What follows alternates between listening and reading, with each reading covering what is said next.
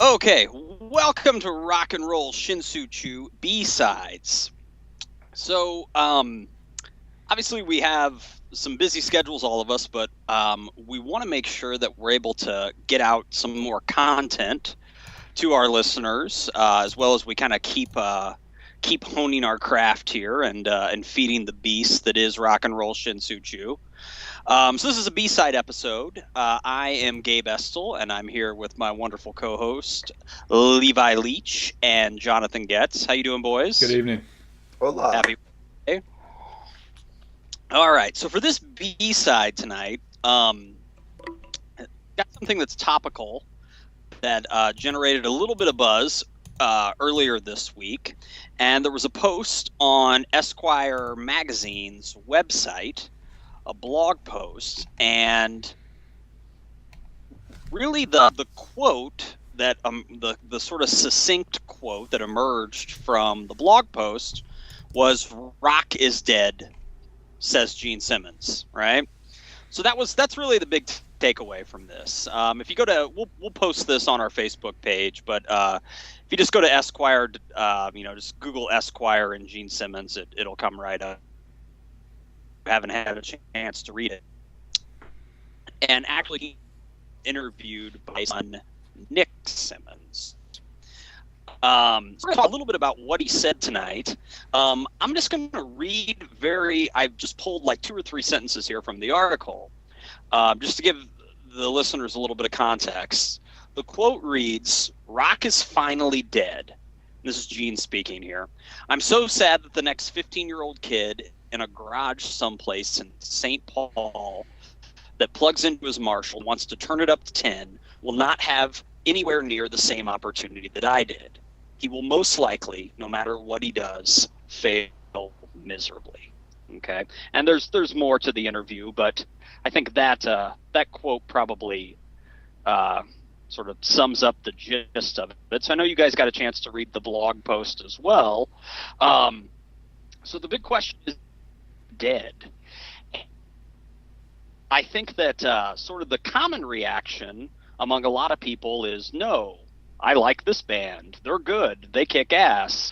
And I don't know if necessarily that's what he was saying. To me, he was saying, and I'll get your take next, to me he was saying that with the current music climate right now, it's going to be next to impossible for a group of kids to make it big as a rock band and maybe and sustain their popularity as a rock band. Just the conditions right now aren't set up for it. To me, that's what he was saying, and I'll talk about why I think for the most part he's right. It's unfortunate, but I want to get your take on it. Levi, we'll start with you. You had a chance to read the blog post. What do you think of what he said? How did you interpret it? Yeah, I mean, I think I'm probably going to be swimming in your waters a little bit. It's disappointing, but I do kind of agree with parts of it as a whole. I don't think you can make a living like he made a living playing music. And I don't know, right. There may be a time when bands are that big again, but I don't know if it'll be in our lifetimes. That would be great if it was. He got at such a perfect point in the timeline of music to where he could be one of those huge bands. Because it wasn't just Kiss. I mean, there was the United States as a society was supporting lots of those bands. You know what I mean? There's the Kiss, there's your Kansas, there's your Styx, your REO, your all of the giant bands that made lots of money, and nowadays it's lots of bands making little amounts of money. And there are a few bands, like U2, they just released their new album on iTunes for free yesterday, and they obviously have so much money. Give out 20 years ago that'd have been like, you're insane. Yeah. So it's like that's where music is at, and so There was a time when there were a lot of articles like this going around in the late 70s, early 80s. And if we look past on that at the past, we can see that rock reinvented itself, somewhat in the 80s and then the 90s in the scene that we grew up in. And so Right. I think it is the type of animal that can reinvent itself and can change. I think we're just in a really, really low period until they can somehow again make music something that people are willing to spend money regularly for again. And excuse me, my voice. I've got some kind of allergy thing tonight. All is forgiven. You sound like Stevie Nicks. You sound great. Man, the one we know sing song.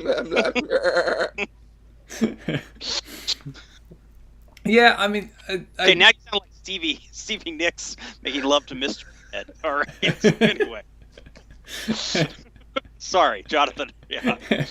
Yeah, I mean, to leave out, you're talking about the idea of comparing this to what was going on in the 70s and 80s, and I think that's the crux of it, is that Gene is a child of this era, meaning a rock child of the 70s and 80s, and he totally benefited from this time when it was excess was the name of the game, and not just, and I'm not talking like from a drug standpoint, but just from a money standpoint. It was, just spend and make it back and tenfold, and that's just gone. I mean, I mean,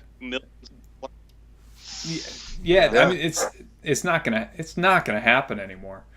And so really I interpreted it more as just not rock is dead, but the rock industry is dead. And I agree, and maybe it should have died anyhow.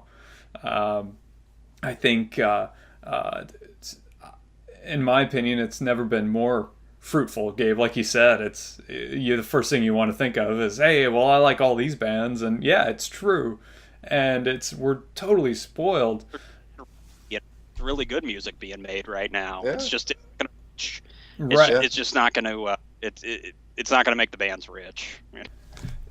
I thought that one of the more pertinent parts of the article was that Gene touches upon the idea of file sharing and how that's changed, how you can succeed in the rock industry, and I think that is actually a bit more important, though it is a bit of a dead horse that he's beating there, but it is significant, and there will be a time when, or if a tree falls in the forest sort of thing. If a band decides that there's no money in it for them, they won't be able to make an impact, and that's happening. That's happening left and right, but it probably happened just as much in the 70s when Kiss was ruling the airwaves, and other bands couldn't get the time of the day on the airwaves. And fortunately now the same technology that taketh away does giveth, and I'm a huge proponent of RDO, and paying for RDO at that, because I know that they pay a little bit better than some other streaming music services, and I'm finding bands that I never would have found before. And I never would have found these bands during the time that Gene Simmons was ruling the world. Right. And so, it's the evolution of it, and the industry is dead, and in a lot of ways good riddance. So that these other bands that wouldn't have had a chance in the 60s or the 70s or the 80s, they don't really have a chance nowadays, but at least the distribution is there, and I can enjoy it just as quickly and easily here in Kansas as I could if I were in Brazil or Finland or wherever. It doesn't matter anymore. Right. Yeah.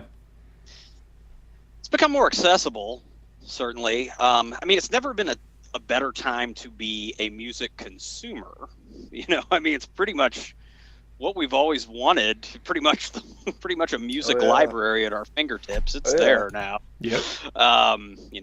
There's not much that's out of reach. No. But it's not a great time to be a musician, but an excellent time to be a consumer of music. You now, there was our generation that was not the last probably, but one of the last, brick and mortar purchase. We purchased albums at stores, the physical copy of the album. Then you kind of had the Napster generation, then you had the iTunes generation, and now it's like, I think the younger music fans, like sort of pubescent music fans right now, I mean, they're not even iTunes, it's YouTube. It's like, I'll just go to YouTube. It's like that's good enough. Yeah. Right. And most likely what they need is going to be on YouTube. So they put up with advertising. They put up with not being able to access it away from the internet. They're okay with that. One track at a time. Yeah. Yeah. Hell, iTunes is a dinosaur now.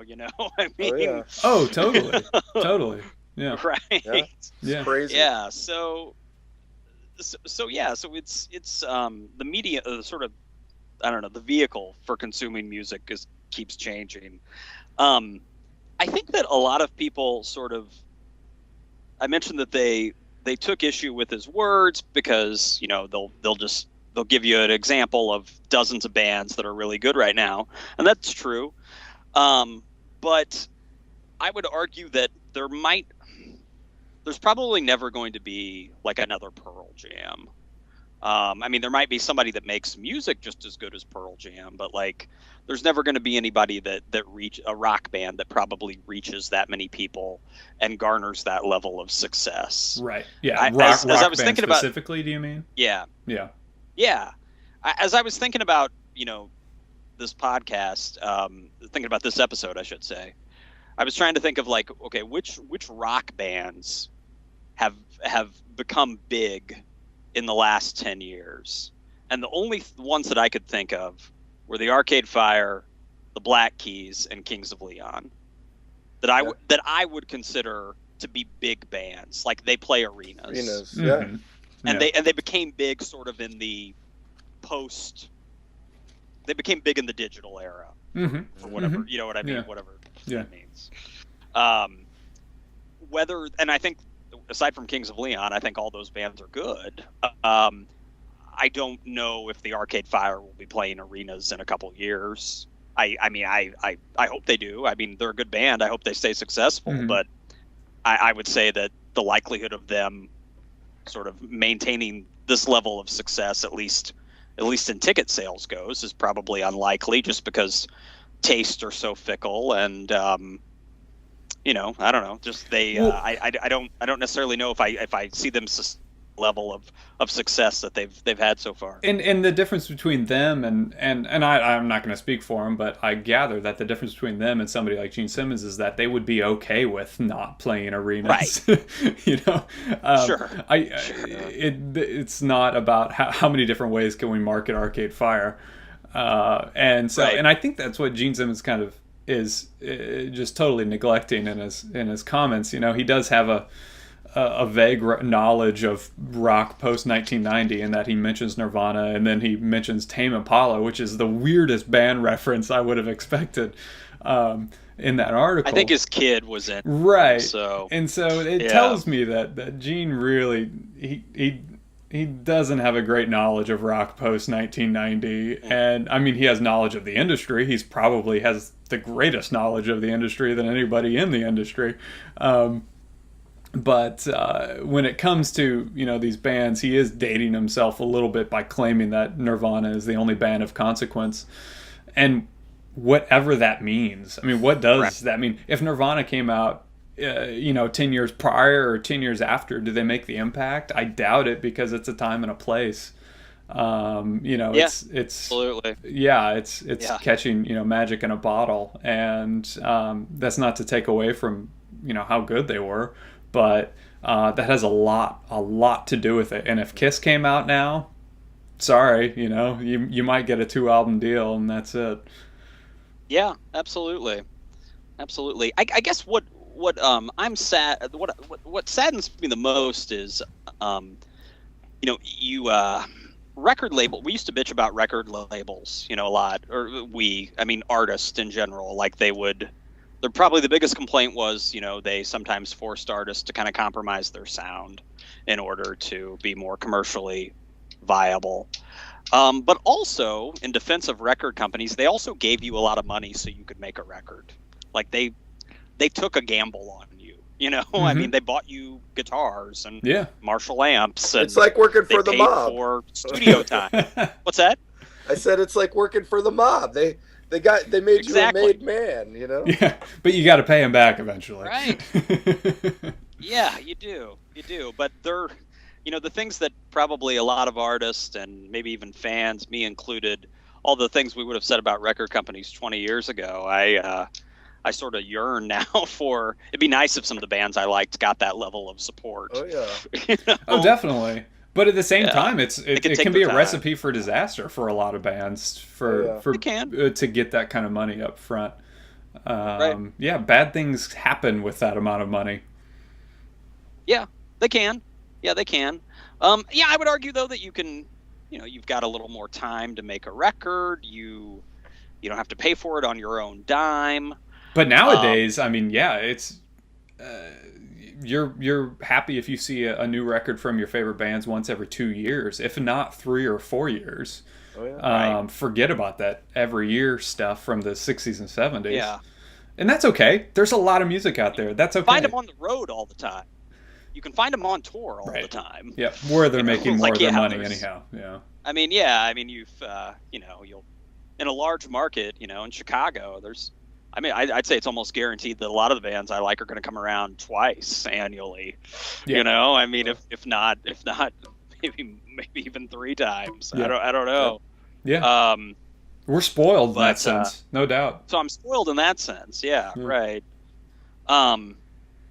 Also, one other thing about Gene, I think that a lot of people just find, and I think even though I'm a Kiss freak, with good reason, they find the source, Gene Simmons, so insufferable that they discredit what he says, And don't get me wrong, he is kind of insufferable, but he made some really valid points in the blog post that I felt like were some of the more salient things he said within the last couple of years. Most of the time, everything else he says is kind of cringeworthy, or bashing Ace Frehley or something like that. So, yeah, I agreed with about 70% of it. Right. Yeah. He like on some things he appeared a little out of touch. You can tell like he doesn't really have his finger on the pulse for new bands, but what he said about the state of the industry, I think is pretty apt. Oh yeah, without a doubt. Yep. Yeah, absolutely. I mean, can you guys name any other artists aside from the 3 that I mentioned? I mentioned Arcade Fire, Black Keys, and Kings of Leon. That really 3 rock bands that have really become big within the last, say, 10 years. Those are the only 3 I could come up with. I'm gonna look at my CD collection.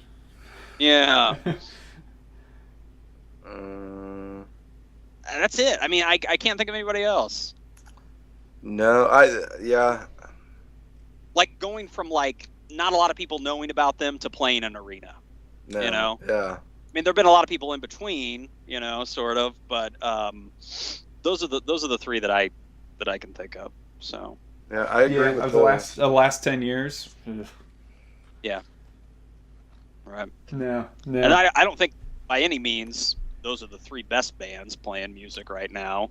No. But they're Kings of Leon. It might be kind of falling apart, but they're certainly the only ones that have gained the level of success that, well, not necessarily in album sales, but at least in touring that you saw, with bands a long time ago. So yeah, that's it. Yeah. All right. So old man Simmons makes some valid points on this one. Yeah. I think it's overall we agree with like 60 to 70% of what he's saying at least. Right. Yeah. Yeah. Yep. Absolutely. Yeah, so I don't know what the future holds, but it holds a lot of choice, I think, and it holds a lot of variety, but it certainly doesn't hold a lot of riches, probably, for the artist. No, but it's evolving, and I look forward to getting the whole thing figured out when it comes to file sharing and getting bands paid.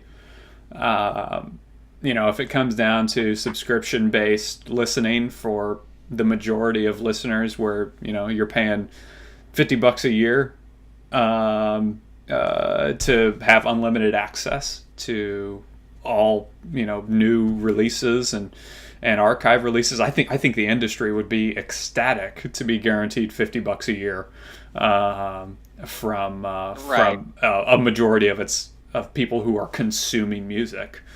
I think that maybe there's an answer somewhere in the subscription based model. Yeah. I hope so.